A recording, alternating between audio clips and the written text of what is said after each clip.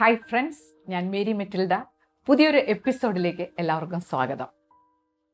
ജീവിതത്തിൽ നമുക്ക് വളരെ പ്രയോജനപ്പെടുന്ന ഒരു മനഃശാസ്ത്ര സമീപനത്തെക്കുറിച്ചാണ് ഇന്നത്തെ വീഡിയോ. നമ്മുടെ ജീവിതത്തിൽ ഉണ്ടാകുന്ന ഒരുപാട് പ്രശ്നങ്ങളുടെയും വളരെ പ്രധാനപ്പെട്ട ഒരു കാരണം ആശയവിനിമയ രീതികളാണ്. എറിക് ബേൺ എന്നുള്ള മനഃശാസ്ത്രജ്ഞൻ ഒരുപാട് പരീക്ഷണങ്ങളുടെയും നിരീക്ഷണങ്ങളുടെയും ഫലമായി ഈ ആശയവിനിമയ രീതികളിൽ വരുന്ന പ്രശ്നങ്ങൾ എന്തുകൊണ്ട് സംഭവിക്കുന്നു, അതിന് എന്താണ് പരിഹാരം എന്ന് കണ്ടെത്തിയിട്ടുണ്ട്. അപ്പോൾ അദ്ദേഹം കണ്ടെത്തിയ കാര്യങ്ങളെക്കുറിച്ചാണ് ഇന്നത്തെ വീഡിയോ. തീർച്ചയായിട്ടും നമ്മുടെ ആശയവിനിമയ രീതികൾ ക്രമീകരിക്കാൻ, അതുവഴി നമ്മുടെ പെരുമാറ്റം മോഡിഫൈ ചെയ്യാൻ അത് ഒരുപാട് നമ്മളെ സഹായിക്കും. ചിലപ്പോൾ നമ്മൾ ഇന്ന് ജീവിതത്തിൽ നേരിടുന്ന പല പ്രശ്നങ്ങൾക്കും അതുകൊണ്ട് തന്നെ നമുക്ക് പരിഹാരം കണ്ടെത്താൻ സാധ്യമായേക്കും. എറിക് ബേൺ എഴുതിയ പുസ്തകത്തിൻ്റെ പേരാണ് ട്രാൻസാക്ഷണൽ അനാലിസിസ്. അപ്പോൾ അതിൽ ഈ ആശയവിനിമയ രീതികളെയൊക്കെ അനലൈസ് ചെയ്യാണ് അദ്ദേഹം ചെയ്യുന്നത്. അപ്പോൾ അദ്ദേഹം പറഞ്ഞ കാര്യങ്ങളിൽ എനിക്ക് ഏറ്റവും ഇഷ്ടപ്പെട്ടിട്ടുള്ള കാര്യം എന്താണെന്നോ, നമ്മളെപ്പോഴും പറയാറില്ല എൻ്റെ വിധി ഇതായിപ്പോയി, എൻ്റെ തലയിലെഴുത്ത് ഇതായിപ്പോയി. അപ്പോൾ അദ്ദേഹം തലയിലെഴുത്ത്, സ്ക്രിപ്റ്റ് എന്നാണ് ഈ വിധിയെ സൂചിപ്പിക്കുന്നത്. അപ്പോൾ അദ്ദേഹം പറയുന്നത് എല്ലാവർക്കും ഒരു തലയിലെഴുത്ത് ഉണ്ടെന്നുള്ളത് തന്നെയാണ്. പക്ഷേ അത് എഴുതപ്പെടുന്നത് ജനിച്ചു വീഴുന്ന നിമിഷം തുടങ്ങി ആദ്യത്തെ 5 വർഷത്തിനിടയിലാണ്. ഇത് കേൾക്കുമ്പോൾ ചിലർക്ക് തോന്നിയേക്കാം, അപ്പം പിന്നെ നമുക്ക് എൻ്റെ വിധി ഇതായി പോയി എന്നുള്ള പറയുന്നതിൽ യാതൊരു കുഴപ്പമില്ലല്ലോ. പക്ഷെ അദ്ദേഹം പറയുന്ന ഏറ്റവും സ്ട്രോങ് ആയിട്ടുള്ളൊരു കാര്യം എന്താണെന്നോ, നമുക്ക് ഈ വിധി തിരുത്തി എഴുതാനുള്ള കപ്പാസിറ്റി ഉണ്ടെന്നുള്ളതാണ്. സ്ക്രിപ്റ്റ് നമുക്ക് മായ്ച്ചു കളയാൻ പറ്റില്ല, പക്ഷേ അത് തിരുത്തി എഴുതാൻ പറ്റും. അപ്പോൾ ഇങ്ങനെയുള്ള കുറേ കാര്യങ്ങളാണ് ഇന്ന് നമ്മൾ ചർച്ച ചെയ്യാൻ പോകുന്നത്. എനിക്ക് തോന്നുന്നു അത് നല്ല ഇൻട്രസ്റ്റിംഗ് ആയിരിക്കും. ഇതേക്കുറിച്ച് ഇതുവരെ കേൾക്കാത്ത ആളുകൾക്ക് അതൊരു നല്ല അനുഭവമായിരിക്കും. ആദ്യം ഇതിൻ്റെ കുറച്ച് ബേസിക് കാര്യങ്ങൾ നമുക്ക് മനസ്സിലാക്കാം. നമുക്കെല്ലാം 3 ഭാവങ്ങളുണ്ട്. അപ്പം ഞാൻ ഈ പറയുന്ന കാര്യങ്ങൾ മുഴുവൻ എറിക് ബേൺ കണ്ടെത്തിയ കാര്യങ്ങളാണ് കേട്ടോ. നമുക്കെല്ലാവർക്കും 3 ഭാവങ്ങളുണ്ട്. അതിൽ ഒന്നാമത്തെ ഭാവമായിട്ട് അദ്ദേഹം പറയുന്നത് പിതൃഭാവം, 2 ശിശുഭാവം, 3 പക്വഭാവം. അപ്പോൾ ഈ ഭാവങ്ങൾ എന്താണെന്ന് നമുക്ക് നോക്കാം. ഒരു കുഞ്ഞ് ജനിച്ചു വീഴുമ്പോൾ ആ കുഞ്ഞിനോട് ഇടപഴകുന്ന മുതിർന്ന ആളുകൾ അല്ലെങ്കിൽ ഇടപഴകുന്ന ആളുകൾ ആ കുഞ്ഞിനോട് ചെയ്യുന്ന പ്രവൃത്തികൾ, പറയുന്ന കാര്യങ്ങൾ എല്ലാം തലച്ചോറിൽ രേഖപ്പെടുത്താൻ തുടങ്ങും എന്നുള്ളതാണ്. ഒന്നും വിടാതെ ആ കുഞ്ഞിൻ്റെ ബ്രെയിനിൽ ആ രേഖപ്പെടുത്തലുകൾ നടക്കും. അതാണ് പിതൃഭാവത്തിൻ്റെ അടിസ്ഥാനം. അപ്പം നമ്മളൊന്ന് ആലോചിച്ച് നോക്കിയാൽ എന്തെല്ലാം കാര്യങ്ങളായിരിക്കും ഈ കുഞ്ഞിൻ്റെ തലച്ചോറിൽ ഇങ്ങനെ രേഖപ്പെടുത്താൻ സാധ്യതയുള്ളത്. പേരൻസിന് കാണുന്ന ഒരുപാട് പോസിറ്റീവായിട്ടുള്ള കാര്യങ്ങളുണ്ട്. കുഞ്ഞിന് കിട്ടുന്ന സാന്ത്വനം, ലാളന, വാത്സല്യം, പ്രോത്സാഹനം, ഇതെല്ലാം പോസിറ്റീവ് ഡാറ്റയാണ്. അപ്പോൾ ഇതെല്ലാം രേഖപ്പെടുത്തലുകളിൽ പെടും. അതിനെ സാന്ത്വന ഭാവം എന്ന് പറയുക, അല്ലെങ്കിൽ നേർച്ചറിങ് പാരൻ്റ് ഈഗോ സ്റ്റേറ്റ് എന്ന് പറയും. എന്നാൽ പാരൻസിൽ നിന്ന് കിട്ടുന്ന ഈ പോസിറ്റീവ് ഡാറ്റ മാത്രമല്ലല്ലേ, നെഗറ്റീവ് ഡാറ്റയും ഉണ്ട്. ശകാരം, പരിഹാസം, ദേഷ്യം, ഇങ്ങനെ കുറേ കാര്യങ്ങൾ നമുക്ക് ഇഷ്ടപ്പെടാത്തതും ആ രേഖപ്പെടുത്തലുകളിൽ ഉണ്ടാവും. അതിനെ ക്രിട്ടിക്കൽ പാരൻ്റ് ഈഗോ സ്റ്റേറ്റ് എന്ന് പറയുക. അതിനെ ശകാരഭാവം എന്ന് മലയാളത്തിൽ പറയും. അപ്പോൾ പിതൃഭാവം ഈ രേഖപ്പെടുത്തലുകളാണ്. ഇനി നമ്മളിൽ എല്ലാവരിലും ഒരു ശിശുഭാവമുണ്ട്. ശിശുഭാവം എന്ന് പറഞ്ഞാൽ എക്സ്റ്റേണൽ ഡാറ്റ പിതൃഭാവത്തിൽ രേഖപ്പെടുത്തുമ്പോൾ അതിന് പ്രതികരണം എന്നോണം ശിശു ഇൻറ്റേർണലായിട്ട് എക്സ്പീരിയൻസ് ചെയ്യുന്ന കാര്യങ്ങൾ ഇത് തലച്ചോറിൽ രേഖപ്പെടുത്തി വെച്ചിട്ടുണ്ട്. അതാണ് ശിശുഭാവം. ഇതും ജനിക്കുന്ന നിമിഷം തുടങ്ങും. അപ്പോൾ നമ്മളൊരു കുട്ടിയെ ജനിക്കുമ്പോൾ തന്നെ നല്ലൊരു അടി കൊടുത്താൽ അത് കരയുമല്ലേ, അതിന് കാര്യം മനസ്സിലായിട്ടില്ല. അപ്പോൾ അടി എന്നുള്ളത് പിതൃഭാവത്തിൽ രേഖപ്പെടുത്തുമ്പോൾ അതനുഭവിക്കുന്ന വേദന ശിശുഭാവത്തിൽ രേഖപ്പെടുത്തും. അപ്പോൾ ഒരു കുഞ്ഞിനെ നമ്മൾ ഒബ്സർവ് ചെയ്താൽ കുഞ്ഞിൽ ഒരുപാട് പോസിറ്റീവ് ഡാറ്റയുണ്ട്. സന്തോഷം, സ്നേഹം, ഉത്സാഹം, ക്യൂരിയോസിറ്റി. അപ്പോൾ ഇതിനെ നാച്ചുറൽ ചൈൽഡ് ഈഗോ സ്റ്റേറ്റ് എന്ന് പറയുക. ശിശുവിന് സ്വാഭാവികമായിട്ട് ഒരുപാട് പോസിറ്റീവ് ഡാറ്റയുണ്ട്. അതിനെയാണ് നമ്മൾ നാച്ചുറൽ ചൈൽഡ് ഈഗോ സ്റ്റേറ്റ് എന്ന് പറയുന്നത്. നാച്ചുറൽ, സ്വാഭാവികമായിട്ടുള്ള കാര്യങ്ങൾ. ഇനി കുഞ്ഞിൽ ഒരുപാട് നെഗറ്റീവ് ഡാറ്റയും ഉണ്ടല്ലേ, നെഗറ്റീവായിട്ടുള്ള കാര്യങ്ങളും ഉണ്ട്.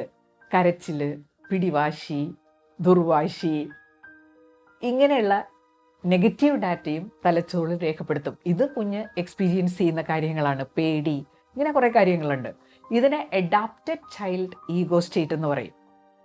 അത് കുഞ്ഞിൻ്റെ സാഹചര്യങ്ങളോട് പൊരുത്തപ്പെടാൻ വേണ്ടി ഉപയോഗിക്കുന്ന ചില കാര്യങ്ങളാണ്. ചൈൽഡ് ഈഗോ സ്റ്റേറ്റിലും ഇങ്ങനെ പോസിറ്റീവും നെഗറ്റീവും ഉണ്ട്. Natural child ego state, adapted child ego state. ഇനി നമുക്ക് മൂന്നാമതൊരു ഭാവമുണ്ട്. അതിനാണ് പക്വഭാവം എന്ന് പറയുന്നത്. പക്വഭാവം നമ്മൾ സ്വന്തം ചിന്ത നമ്മളിൽ ഉണ്ടാകുന്ന നിമിഷം തുടങ്ങി അതുമായിട്ട് റിലേറ്റഡ് ആയിട്ടുള്ള കാര്യങ്ങളാണ് ഈ പക്വഭാവത്തിൽ രേഖപ്പെടുത്തിയിട്ടുണ്ടാവുക. അപ്പോൾ ഏത് പ്രായത്തിലായിരിക്കും നമ്മൾ സ്വന്തമായിട്ടൊന്ന് ചിന്തിക്കാൻ തുടങ്ങിയിട്ടുണ്ടാവുക? കൊച്ചു കുഞ്ഞുങ്ങളെ ഒബ്സർവ് ചെയ്താൽ മനസ്സിലാകും അല്ലേ? ഒരു 9 മാസമൊക്കെ ആകുമ്പോഴേക്ക് കൊച്ചു കുഞ്ഞുങ്ങൾക്ക് നമ്മൾ കളിപ്പാട്ടം കൊടുത്താൽ അത് സ്വന്തമായിട്ട് എന്തെങ്കിലുമൊക്കെ അതിൽ ചെയ്യാൻ തുടങ്ങും. പക്വഭാവം തുടങ്ങുന്നു എന്നുള്ളതിൻ്റെ സൂചനയാണ്. അതായത് സ്വതന്ത്രമായിട്ട് ചിന്തിക്കാൻ തുടങ്ങുന്നു. അതുമായിട്ട് ബന്ധപ്പെട്ട രേഖപ്പെടുത്തലുകൾ ബ്രെയിനിൽ നടക്കും. അതാണ് പക്വഭാവത്തിൻ്റെ ആധാരം. അപ്പോൾ എനിക്കൊരു കൊച്ചുമോളുണ്ട്, നിയാമോൾ. അപ്പോൾ അവൾക്കിപ്പോൾ 1.25 വയസ്സായി. അപ്പോൾ നമ്മളിങ്ങനെ ഒബ്സർവ് ചെയ്താൽ കുഞ്ഞുങ്ങളുടെ പക്വഭാവം ഇങ്ങനെ റെഡി ആയിട്ട് വരുന്നതിൻ്റെ സൂചനകൾ കിട്ടും. ഇപ്പോൾ അവൾ 3 വാക്കുകൾ പഠിച്ചു വെച്ചിട്ടുണ്ട്. ഇല്ല, അല്ല, മതി. അതായത് ഒരു ഡിസിഷൻ മേക്കിങ്ങിന് പറ്റുന്ന 3 വാക്കുകൾ. എന്തെങ്കിലും കാര്യം ചെയ്യാൻ പറഞ്ഞാൽ ഇല്ല, ഞാൻ ചെയ്യില്ല. ഇങ്ങനെയാണോ മോളെ? അല്ല. അപ്പോൾ അത് സ്വതന്ത്രമായിട്ട് അവൾ ചിന്തിക്കാൻ തുടങ്ങുന്നു എന്നുള്ളതിൻ്റെ വലിയ സൂചനകളാണ്. അപ്പോൾ ചെറിയൊരു അനുസരണക്കേടായിട്ട് നമുക്ക് തോന്നിയാലും നമ്മൾ സന്തോഷിക്കണം. കാരണം ജീവിതത്തിൽ നമ്മളെ ഒരുപാട് സഹായിക്കാൻ പോകുന്നത് ഈ പക്വഭാവമാണ്. അപ്പോൾ 3 ഭാവങ്ങൾ നമ്മൾ പറഞ്ഞു. ഇതിൽ നിന്ന് നമ്മൾ മനസ്സിലാക്കേണ്ട ഒരു കാര്യം, ഇത് നമ്മുടെ ബ്രെയിനിലുള്ള രേഖപ്പെടുത്തലുകളാണ്. ഇത് മായ്ച്ചു കളയാനൊന്നും പറ്റില്ല കേട്ടോ. നമ്മുടെ മരണം വരെ വലിയൊരു സ്വാധീന ശക്തിയായിട്ട് ഇത് ബ്രെയിനിലുണ്ടാവും. പക്ഷേ ഇതിനെ തിരുത്തി എഴുതാൻ പറ്റും കേട്ടോ. അത് ഞാൻ ആദ്യം പറഞ്ഞു. പലപ്പോഴും പല ഭാവങ്ങൾ നമ്മളിൽ ആക്ടിവേറ്റഡ് ആയിക്കൊണ്ടിരിക്കും. അതുകൊണ്ടാണ് നമ്മുടെ പെരുമാറ്റത്തിൽ പെട്ടെന്ന് മാറ്റങ്ങൾ വരില്ലേ? ഇപ്പോൾ ഒരു കുഞ്ഞിനെ അമ്മ ലാളിച്ചുകൊണ്ടിരിക്കുകയാണ്. വാത്സല്യം, സ്നേഹം, നർച്ചറിങ് പാരൻ്റാണ്. പെട്ടെന്ന് ഒരൊറ്റ അടിയുടെ ശബ്ദം കേൾക്കാം. കുഞ്ഞ് കരയാൻ തുടങ്ങുന്നു. അപ്പോൾ അവിടെ അമ്മ പെട്ടെന്ന് ക്രിട്ടിക്കൽ പാരൻ്റ് ഈഗോ സ്റ്റേറ്റിലേക്കായി. നമ്മുടെ ഭാവങ്ങൾ ഇങ്ങനെ മാറി മറിഞ്ഞുകൊണ്ടിരിക്കുമോ എന്നുള്ളതാണ്. പല ഭാവങ്ങൾ നമ്മളിൽ ആക്ടിവേറ്റഡ് ആവും. ശരിക്കും പറഞ്ഞു കഴിഞ്ഞാൽ നമ്മുടെ ആശയവിനിമയത്തിലും പെരുമാറ്റത്തിലുമുള്ള സങ്കീർണതയ്ക്കുള്ള ഒരു കാരണമായിട്ട് എറിക് ബേൺ പറയുന്നത് ഈ ഭാവങ്ങളാണ്. അപ്പോൾ ഈ ഭാവങ്ങളെക്കുറിച്ച് കൃത്യമായിട്ട് നമ്മൾ മനസ്സിലാക്കി ഈ ഭാവങ്ങളിൽ നമുക്കൊരു നിയന്ത്രണം വരുത്താൻ പറ്റിക്കഴിഞ്ഞാൽ നമ്മുടെ കുറേ പ്രശ്നങ്ങൾ ഇല്ലാതാകുമെന്നാണ് അദ്ദേഹത്തിൻ്റെ കണ്ടെത്തൽ. ഇവിടെ 1-2 കാര്യങ്ങൾ കൂടി മനസ്സിലാക്കിയിട്ട് നമുക്ക് ആശയവിനിമയ രീതികളിലേക്ക് കടക്കാം. ഈ ശിശുഭാവവും പിതൃഭാവവും നമ്മൾ ജനിക്കുന്ന നിമിഷം തുടങ്ങി നമ്മുടെ തലച്ചോറിലുണ്ടാക്കുന്ന രേഖപ്പെടുത്തലുകളാണ്. പക്വഭാവം കുറച്ച് കഴിഞ്ഞായിട്ടാണ് രൂപപ്പെടുക. സത്യം പറഞ്ഞാൽ നമ്മളെ പിൽക്കാല ജീവിതത്തിൽ ഒരുപാട് സഹായിക്കുന്നത് നമ്മുടെ പക്വഭാവമാണ്. കാര്യകാരണ സഹിതം ചിന്തിക്കാനും തീരുമാനമെടുക്കാനുള്ള നമ്മുടെ കഴിവാണ്. പക്വഭാവം ആക്ടിവേറ്റഡ് ആകുമ്പോൾ ഈ കഴിവാണ് നമുക്ക് ലഭ്യമാകുന്നത്. പക്ഷേ ഈ പക്വഭാവത്തിനുള്ള ഒരു കുഴപ്പം, കുറച്ച് കഴിഞ്ഞിട്ടാണ് ഈ രേഖപ്പെടുത്തലുകൾ തലച്ചോറിലുണ്ടാകുന്നത്. അതുകൊണ്ട് നമ്മുടെ മിക്കവാറും പേരുടെയും കേസിൽ ഈ പക്വഭാവം കുറച്ച് വീക്കായിരിക്കും. അത് നമ്മുടെ ജീവിതത്തിൽ പ്രശ്നങ്ങൾ ഉണ്ടാക്കാറുണ്ട്. ഇപ്പോൾ പ്രേതമെന്ന് നമ്മൾ കേട്ടിട്ടില്ലേ? ഈ പ്രേതം ശരിക്കും പറഞ്ഞു കഴിഞ്ഞാൽ പാരൻ്റ് ഈഗോ സ്റ്റേറ്റിലുള്ള ഒരു റെക്കോർഡിംഗ് ആണ്. മുതിർന്ന ആളുകളിൽ നിന്ന് നമ്മൾ കേട്ട ഒരു കാര്യങ്ങളാണ്. അപ്പോൾ പ്രേതം എന്ന് കേൾക്കുമ്പോൾ ഉണ്ടാകുന്ന പേടി നമ്മുടെ ശിശുഭാവത്തിലുള്ളതാണ്. പ്രേതം എന്ന് കേട്ടപ്പോൾ നമുക്കുണ്ടായ റെസ്പോൺസാണത്. നമ്മൾ വളർന്നു വലുതായി പക്വഭാവം നമ്മളിലുണ്ട്. സയൻസ് ഒക്കെ പഠിച്ചപ്പോൾ നമുക്ക് മനസ്സിലായി പ്രേതം എന്നൊക്കെ പറയുന്നത് വെറുതെയാണെന്ന് നമുക്ക് മനസ്സിലായി എന്ന് കരുതുക. അപ്പോൾ നമ്മൾ പക്വഭാവത്തിലാണ്. എന്തായാലും രാത്രി 12 മണിക്ക് ഒരു സിമിത്തേരിയുടെ മുമ്പിൽ കൂടി നടന്നു പോകേണ്ടി വന്നാൽ ഈ ധൈര്യമെല്ലാം പോകുമല്ലേ? അവിടെ പിതൃഭാവവും ശിശുഭാവവും കൂടി നമ്മളെ അറ്റാക്ക് ചെയ്ത് കഴിഞ്ഞാൽ നമുക്ക് പേടി വരും, ആകെ പ്രശ്നമാകും. പക്വഭാവത്തെ ശിശുഭാവത്തിൽ നിന്നും പിതൃഭാവത്തിൽ നിന്നും സ്വതന്ത്രമാക്കിയാൽ നമ്മൾ രക്ഷപ്പെട്ടു എന്നുള്ളതാണ്. ഇനി നമ്മൾ ചർച്ച ചെയ്യാൻ പോണത് എന്താണെന്നോ, നമ്മുടെ ആശയവിനിമയ രീതികൾ എന്തുകൊണ്ട് പ്രശ്നങ്ങൾ ഉണ്ടാകുന്നു. അപ്പോൾ വളരെ സിമ്പിളായിട്ട് നമുക്കതിനെ വിശകലനം ചെയ്യാൻ പറ്റും. നമ്മൾ 2 പേര് ആശയവിനിമയം നടത്തുമ്പോൾ ശരിക്കും ഈ ഭാവങ്ങളാണ് പ്രതിപ്രവർത്തിക്കുന്നത്, അല്ലാതെ 2 ആളുകളല്ല. എല്ലാ ഭാവങ്ങളും അതിനകത്ത് കടന്നു വരും. ഇതെല്ലാം തമ്മിൽ റിയാക്ട് ചെയ്യും. അപ്പോൾ അവിടെ സങ്കീർണതയുണ്ടാവും. അല്ലാതെ രണ്ട് വ്യക്തികൾ മാത്രമായിട്ടുണ്ടെങ്കിൽ പ്രശ്നം ഉണ്ടാവില്ല. അവർ ഏതൊക്കെ ഭാവങ്ങളിലായിരിക്കും ആ ഭാവങ്ങൾ തമ്മിൽ പൊരുത്തപ്പെടാതെ വരിക. ഇവിടെ നമ്മൾ മനസ്സിലാക്കേണ്ടത് രണ്ട് തരം സംഭാഷണങ്ങളെക്കുറിച്ചാണ്, ആ രണ്ട് തരം കമ്മ്യൂണിക്കേഷനെ കുറിച്ചാണ്. ഒന്ന് ക്രോസ്ഡ് ട്രാൻസാക്ഷൻ. കമ്മ്യൂണിക്കേഷനെ നമുക്ക് ട്രാൻസാക്ഷൻ എന്ന് പറയാം, ഒരു കൊടുക്കൽ വാങ്ങലാണല്ലോ കമ്മ്യൂണിക്കേഷൻ. അപ്പോൾ ഒന്ന് ക്രോസ്ഡ് ട്രാൻസാക്ഷനും രണ്ട് പാരലൽ ട്രാൻസാക്ഷനും. ഇത് മനസ്സിലാക്കി കഴിഞ്ഞാൽ നമ്മുടെ കമ്മ്യൂണിക്കേഷനിലൊക്കെ ഒരുപാട് വ്യത്യാസം വരും കേട്ടോ. ക്രോസ്ഡ് ട്രാൻസാക്ഷൻ എന്ന് പറഞ്ഞു കഴിഞ്ഞാൽ നമ്മൾ ശകാരഭാവത്തിലാണ് കമ്മ്യൂണിക്കേഷൻ തുടങ്ങുന്നതെങ്കിൽ പ്രശ്നം ഉണ്ടാകും അവിടെ. കാരണം നമുക്ക് മാത്രമല്ല ശകാരഭാവം, മറ്റേയാൾക്ക് ശകാരഭാവമുണ്ട്. അപ്പോൾ നമ്മൾ ശകാരഭാവത്തിലാണെങ്കിൽ ഉറപ്പാക്കാം മറ്റേയാളുടെ ശകാരഭാവം തീർച്ചയായിട്ടും ആക്ടിവേറ്റ് ചെയ്യപ്പെടും. ചിലപ്പോൾ നമ്മളെ പേടിച്ചിട്ട് അയാൾ വേറെ തരത്തിലൊക്കെ കമ്മ്യൂണിക്കേറ്റ് ചെയ്തേക്കാം, പക്ഷെ വളരെ നാച്ചുറലായിട്ട് അയാളുടെ ശകാരഭാവം ആക്ടിവേറ്റ് ചെയ്യപ്പെടും. നമ്മളിപ്പോൾ വലിയ സ്ഥാപന മേധാവിയായിരിക്കാം, അപ്പോൾ നമ്മൾ കീഴ് ജീവനക്കാരോട് ചിലപ്പോൾ പെരുമാറുമ്പോൾ ശകാരഭാവത്തിലാണെങ്കിൽ അവരുടെ ശകാരഭാവം ആക്ടിവേറ്റ് ചെയ്യപ്പെടാൻ സാധ്യതയുണ്ട്. തിരിച്ച് അവർ ശകാരഭാവത്തിൽ പ്രതികരിക്കുമ്പോൾ അവിടെ ക്രോസ്ഡ് ട്രാൻസാക്ഷൻ നടക്കും. അവരും ദേഷ്യപ്പെട്ട് നമ്മളോട് സംസാരിക്കുന്നു, അത് ക്രോസ്ഡ് ട്രാൻസാക്ഷനാണ്. ഈ ക്രോസ്ഡ് ട്രാൻസാക്ഷൻ വന്നു കഴിഞ്ഞാൽ അവിടെ കമ്മ്യൂണിക്കേഷൻ നടക്കില്ല. പലപ്പോഴും അത് വലിയ അഗ്രിവേറ്റ് ചെയ്തിട്ട് ആക്രോശങ്ങൾ മാത്രമായിട്ട് അവസാനിക്കും. ഇപ്പോൾ വീട്ടിൽ നടക്കുന്ന ഒരു കാര്യം എടുക്കാം. അമ്മ മകൻ, ടീനേജർ മകനാണ്, സന്ധ്യാസമയത്ത് പുറത്തേക്ക് ഇറങ്ങി പോകാൻ പോവാണ്. അപ്പോൾ അമ്മ ചോദിക്കുകയാണ്, നീ നേരത്തെ എങ്ങോട്ടാ? ശകാരഭാവമാണ്. അപ്പം മകൻ ഉടനെ പറയുന്ന മറുപടി എന്താവും? അമ്മയ്ക്ക് പറഞ്ഞിട്ട് എന്താ കാര്യം? അങ്ങനെ ഒരു മറുപടി മകനിൽ നിന്ന് വരുമ്പോൾ അമ്മയ്ക്ക് വിഷമാകും. വിഷമിക്കണ്ട കേട്ടോ, കാരണം ഇതിൻ്റെ കാരണം അമ്മ തന്നെയാണ് ഉണ്ടാക്കിയത്. അമ്മയുടെ തുടക്കം തന്നെ ശകാരഭാവത്തിലായിരുന്നു. ഇനി ഇങ്ങനെയുള്ള ഈ കമ്മ്യൂണിക്കേഷനെ നമുക്ക് പാരലൽ ട്രാൻസാക്ഷൻ ആക്കാൻ പറ്റും, സമാന്തര ഭാഷണങ്ങളാക്കാൻ പറ്റും. സമാന്തര ഭാഷണം എന്ന് പറഞ്ഞു കഴിഞ്ഞാൽ, സമാന്തര ഭാഷണം നടത്തി കഴിഞ്ഞാൽ നമുക്ക് കമ്മ്യൂണിക്കേഷൻ എൻജോയ് ചെയ്യാൻ പറ്റും, അല്ലെങ്കിൽ ആശയവിനിമയം സുഗമമാകും. ഇങ്ങനെ പല പോസിറ്റീവ് ആസ്പെക്ട്സും അതിനകത്തുണ്ട്. അപ്പോൾ എങ്ങനെ സമാന്തര ഭാഷണത്തിലേക്ക് നമുക്ക് പോകാം? നമ്മൾ ഭാവം ഒന്ന് മാറ്റിയാൽ മതി. ഈ ശകാരഭാവത്തിൽ പറഞ്ഞ കാര്യങ്ങൾ സാന്ത്വനഭാവത്തിലേക്ക് പോയാൽ മതി. സാന്ത്വനഭാവം എന്ന് പറഞ്ഞു കഴിഞ്ഞാൽ, മോനെ ഇപ്പം സന്ധ്യയായല്ലോ, ഇന്ന് തന്നെ പോകണമെന്ന് നിർബന്ധമുണ്ടോ? നാളെ പോയാൽ പോരേ? അപ്പം മകൻ എന്തായിരിക്കും പറയുക? അയ്യോ ഇന്ന് ഞാൻ ചെല്ലാമെന്ന് പറഞ്ഞു പോയി, അപ്പം ഇന്ന് ഞാൻ പോയിട്ട് പെട്ടെന്ന് വരാമമ്മേ. എന്ത് രസമല്ലേ? അവിടെ ഒരു സമാന്തര ഭാഷണമാണ്. തിരിച്ചു വരുമ്പോൾ ചിലപ്പോൾ അമ്മയ്ക്ക് എന്തെങ്കിലും വാങ്ങിക്കൊണ്ട് വരും മകൻ. അമ്മ തിരിച്ചു വരുമ്പോൾ ഞാൻ നമ്മുടെ ചായക്കടയിൽ ഇത് കണ്ടപ്പോൾ അമ്മയ്ക്ക് ഇഷ്ടമുള്ള സാധനമല്ലേ, ഇന്ന് അമ്മേ പഴംപൊരി. അപ്പോൾ ഇങ്ങനെ ആ അനുഭവം, ആ നല്ല അനുഭവം ഇയാളുടെ മനസ്സിൽ പല പല റിയാക്ഷൻസ് ഉണ്ടാക്കും എന്നുള്ളതാണ്. അപ്പോൾ അതുപോലെ തന്നെയാണ് ആദ്യം പറഞ്ഞ ക്രോസ്ഡ് ട്രാൻസാക്ഷൻ. അപ്പോൾ അത് അവിടെ വെച്ച് അവസാനിക്കില്ല, അതിന് ചെയിനായിട്ട് പല കാര്യങ്ങൾ സംഭവിച്ചുകൊണ്ടിരിക്കും. അങ്ങനെയല്ലേ നമ്മുടെ ജീവിതത്തിൽ ഒരുപാട് പ്രശ്നങ്ങൾ ഉണ്ടാക്കുന്നത്. അപ്പോൾ നമ്മൾ മനസ്സിലാക്കേണ്ട ഒരു കാര്യം, നമ്മുടെ ഭാവങ്ങളിൽ വരുത്തുന്ന മാറ്റങ്ങളിലൂടെ ഏത് ക്രോസ്ഡ് ട്രാൻസാക്ഷനെയും നമുക്ക് സമാന്തര ഭാഷണങ്ങളാക്കി മാറ്റാൻ പറ്റുമെന്നുള്ളതാണ്. ചിലപ്പോൾ ചിലവർ ശിശുഭാവത്തിൽ, പ്രത്യേകിച്ചും അഡാപ്റ്റഡ് ചൈൽഡ് ഈഗോ സ്റ്റേറ്റിലൊക്കെ നമ്മളോട് സംസാരിച്ച് വരാറില്ലേ? ഞാൻ കണ്ടിട്ടുണ്ട് ചില കടകളിലൊക്കെ ചിലപ്പോൾ നിൽക്കുമ്പോൾ ചിലർ ദേഷ്യപ്പെട്ട് ഇങ്ങോട്ട് ചാടി കയറി വന്നിട്ട് എന്ത് സാധനമോടോ തന്നിരിക്കണത്. വീട്ടിൽ ചെന്ന് തുറന്നു നോക്കിയപ്പോഴാണ് മഹാ കഷ്ടമാണ് കേട്ടോ. അപ്പോൾ സത്യം പറഞ്ഞാൽ അയാളൊരു ചൈൽഡ് ഈഗോ സ്റ്റേറ്റിലാണ്, ഇങ്ങനെ ഒച്ചപ്പാടും ബഹളം ഉണ്ടാക്കി കാര്യം സാധിക്കാനൊക്കെ ശ്രമിക്കുന്നത്. ഒരു ശിശുവിൻ്റെ ഒരു രീതിയല്ലേ. അപ്പോൾ അയാളിലെ അഡാപ്റ്റഡ് ചൈൽഡ് ആക്ടിവേറ്റഡ് ആയി. അപ്പോൾ കടക്കാരൻ അയാളോട് പറയാണ്, തനിക്ക് മനസ്സുണ്ടെങ്കിൽ വാങ്ങിയാൽ മതിയോടോ, ഏതായാലും സാധനം ഞാൻ തന്നുപോയി, ഇനി തനിക്ക് മനസ്സുണ്ടെങ്കിൽ അത് ഉപയോഗിച്ചാൽ മതി. അപ്പോൾ മറ്റേയാളിത് വലിച്ചെറിഞ്ഞിട്ട് പോയെന്നിരിക്കും.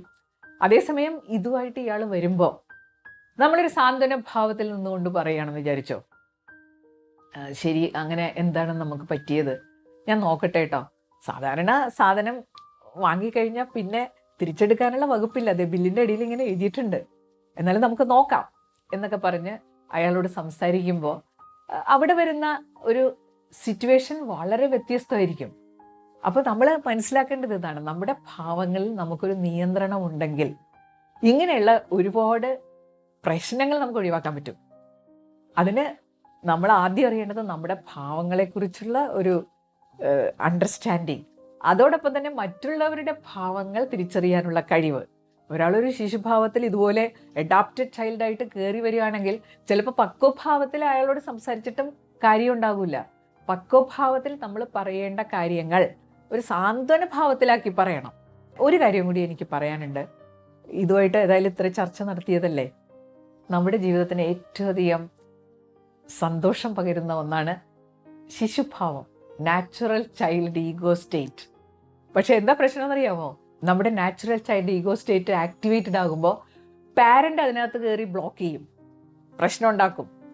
നല്ലൊരു പാട്ട് വെച്ചു, ഒരു ഗ്രൂപ്പിൽ ഒരു പാട്ടിട്ടു, നമുക്ക് നന്നായിട്ട് ഡാൻസ് ചെയ്യണമെന്നുണ്ടാവും. ഒരു കൊച്ചു കുഞ്ഞാണെങ്കിൽ ഉടനെ ഡാൻസ് ചെയ്യുമല്ലേ. പക്ഷെ നമുക്ക് ഡാൻസ് ചെയ്യണമെന്നുണ്ട്. നമ്മുടെ നാച്ചുറൽ ചൈൽഡ് ആക്ടിവേറ്റഡ് ആകാൻ ശ്രമിക്കുമ്പോൾ നമ്മളതിനെ സപ്രസ് ചെയ്ത് കളയും എന്നുള്ളതാണ്. സപ്രസ് ചെയ്യരുത്. നാച്ചുറൽ ചൈൽഡിനെ നമ്മൾ റിലീസ് ചെയ്യണം. അത് പ്രാക്ടീസ് കൊണ്ട് നമുക്ക് ആകാൻ പറ്റും കേട്ടോ. അപ്പോൾ നാച്ചുറൽ ചൈൽഡ് നമുക്ക് ഒരുപാട് സന്തോഷം തരുന്നതായതുകൊണ്ട് അതിനെ ഒരിക്കലും സപ്രസ് ചെയ്ത് കളയരുത്. പിന്നെ ഒരു കാര്യം കൂടി ഓർക്കണം, എല്ലാവരിലും ഒരു ശിശുവുണ്ട്. ശിശുവിന് ഏറ്റവും ഇഷ്ടമുള്ള കാര്യം എന്താ? മറ്റുള്ളവരുടെ അംഗീകാരം, ശ്രദ്ധ. കൊച്ചു കുഞ്ഞുങ്ങൾ വീട്ടിലുണ്ടെങ്കിൽ നമുക്കറിയാം, അവരെന്ത് ചെയ്യുമ്പോഴും 2-3 പേര് കൈയടിക്കാനുണ്ടെങ്കിൽ അവർ വളരെ താല്പര്യത്തോടുകൂടി നല്ല കാര്യങ്ങൾ വീണ്ടും വീണ്ടും ചെയ്തുകൊണ്ടിരിക്കും. അപ്പോൾ അതുകൊണ്ട് എല്ലാ ഭാവങ്ങളും നമ്മളെ ഒരുപാട് സഹായിക്കുന്നതാണ്. അപ്പോൾ അതിൽ പ്രശ്നം ഉണ്ടാക്കുന്ന ഭാവങ്ങൾ ഒന്ന് ക്രമീകരിക്കാൻ എറിക് ബേണിൻ്റെ ഈ മനഃശാസ്ത്ര സമീപനം നമ്മളെ ഒരുപാട് സഹായിക്കും. പിന്നെ ഇതൊക്കെ ഇതിൻ്റെ ഒരു തുടക്കം മാത്രമാണ്. നമ്മൾ ഈ വെള്ളത്തിൽ വലിയൊരു ഐസ്ബർഗിൻ്റെ ചെറിയൊരു ഭാഗം കണ്ട എല്ലാം ഇത് വലിയ ഐസ്ബർഗാണ് എന്ന് നമ്മൾ വിചാരിക്കുമ്പോൾ അതിൻ്റെ ഒരു ചെറിയ ഭാഗം മാത്രം നമ്മൾ കാണുന്നുള്ളൂ. അതിൻ്റെ 4/3 ഭാഗം താഴെയാണ്, വെള്ളത്തിനടിയിലാണ്. അതുപോലെയാണ് ഇതൊരു ചെറിയ ഭാഗം മാത്രമായിട്ടുള്ളൂ കേട്ടോ. നിങ്ങൾക്ക് ഇൻട്രസ്റ്റിംഗ് ആയിട്ട് തോന്നുന്നുണ്ടെങ്കിൽ നിങ്ങൾക്ക് പുസ്തകങ്ങൾ വായിക്കാം. അതിൽ എറിക് ബേണിൻ്റെ പുസ്തകം ഞാൻ ആദ്യം റെക്കമെൻഡ് ചെയ്യില്ല. തോമസ് ഹാരിസ് എഴുതിയ I am okay you are okay, ആ പുസ്തകമാണ് എനിക്ക് ഒരുപാട് രസമായിട്ട് തോന്നിയിട്ടുള്ളത്. എറിക് ബേൺ കുറച്ച് ലെവൽ കൂടുതലാണ്. പക്ഷെ ഇത് ലെവൽ കുറവാണെന്നുള്ളതല്ല, നമുക്ക് മനസ്സിലാകുന്ന രീതിയിൽ വളരെ സിമ്പിളായിട്ട് ഇതിനകത്ത് പ്രതിപാദിച്ചിട്ടുണ്ട്. അപ്പോൾ അതാദ്യം വായിച്ചിട്ട് മറ്റ് പുസ്തകങ്ങളിലേക്ക് കടക്കാം. ഏതായാലും എൻ്റെ പേഴ്സണലായിട്ടുള്ള അനുഭവം വെച്ച് നോക്കിക്കഴിഞ്ഞാൽ എൻ്റെ ജീവിതത്തിൽ ഒരുപാട് സഹായിച്ചിട്ടുള്ള ഒരു മനഃശാസ്ത്ര സമീപനമാണിത്. അപ്പോൾ നിങ്ങളത് ശ്രദ്ധിച്ചിട്ടുണ്ടാവുമെന്ന് കരുതുന്നു. അപ്പോൾ വീഡിയോ ഇഷ്ടപ്പെട്ടിട്ടുണ്ടെങ്കിൽ please like, comment and share. Video അവസാനിപ്പിക്കുന്നതിന് മുമ്പ് ഒരു സ്പെഷ്യൽ അനൗൺസ്മെൻ്റ് ഉണ്ട്. എൻ്റെ ചാനൽ ഇങ്ങനെ പതുക്കെ ഗ്രോ ചെയ്യുകയാണ്. എല്ലാവരോടും എനിക്ക് ഒരുപാട് താങ്ക്സ് ഉണ്ട്. സബ്സ്ക്രൈബേഴ്സ് 5000 ആകാറായി. അടുത്ത ദിവസങ്ങളിൽ തന്നെ അത് 5000 ആകും. അപ്പോൾ നമുക്കൊന്ന് സെലിബ്രേറ്റ് ചെയ്യണ്ടേ? അപ്പോൾ എനിക്കൊരു ഓഫറാണുള്ളത്. ഒരു ഓൺലൈൻ സെഷൻ, ഒരു ഫ്രീ ഓൺലൈൻ സെഷൻ ഞാൻ 23-ാം തീയതി ശനിയാഴ്ച, ജനുവരി 23-ാം തീയതി ശനിയാഴ്ച വൈകിട്ട് 5 തൊട്ട് 6:30 വരെ പ്ലാൻ ചെയ്യുന്നുണ്ട്. അപ്പോൾ നിങ്ങൾ ഇതിൽ പങ്കെടുക്കാൻ ആഗ്രഹമുള്ളവർ 20-ാം തീയതിക്ക് മുമ്പായിട്ട് എന്നെ ഒന്ന് അറിയിക്കണം. എൻ്റെ ഇമെയിൽ ID ഞാൻ തരുന്നുണ്ട്. അപ്പോൾ അതിൽ ഒന്ന് മെയിൽ ചെയ്തിട്ട് നിങ്ങളുടെ വാട്സാപ്പ് നമ്പറും കൂടി അതിനകത്ത് മെയിൽ ചെയ്യണം. അപ്പോൾ ആദ്യം ഇങ്ങനെ രജിസ്റ്റർ ചെയ്യുന്ന 20 പേർക്ക് ഫ്രീ ഓൺലൈൻ സെഷൻ. പിന്നെ ആളുകളുടെ എണ്ണം കൂടിയാലും നമുക്ക് 2 എണ്ണം ആക്കാം. 20 പേരുടെയെന്ന് ഞാൻ പറയാൻ കാര്യം എന്താണെന്നോ, നമ്മളിങ്ങനെ സെഷൻ നടത്തുമ്പോൾ ലോഗിൻ ചെയ്ത് ആളുകൾ എഴുന്നേറ്റ് പോയി അതൊന്നും സംഭവിക്കാതെ നമുക്കെപ്പോഴും നമ്മളെല്ലാവരും പരസ്പരം കണ്ട് ഒരു സെഷൻ നടത്തണമെന്നുള്ള ആഗ്രഹം കൊണ്ടാണ്. അപ്പോൾ താല്പര്യമുള്ളവർക്ക് സ്വാഗതം. പിന്നെ ഒരു കാര്യം കൂടി ഞാൻ പ്ലാൻ ചെയ്തിട്ടുണ്ട്, അത് വഴിയെ അറിയിക്കാം. അടുത്ത വെള്ളിയാഴ്ച പുതിയൊരു എപ്പിസോഡുമായിട്ട് നമുക്ക് വീണ്ടും കാണാം. Thank you.